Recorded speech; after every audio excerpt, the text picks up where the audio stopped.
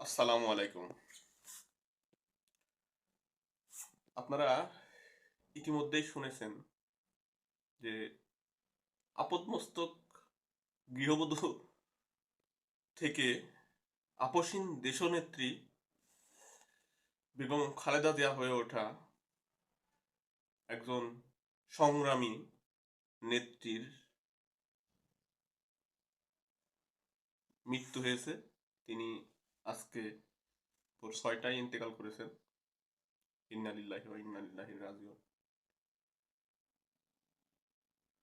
বাংলাদেশের জন্য তারা তার যে অবদান, এই অবদান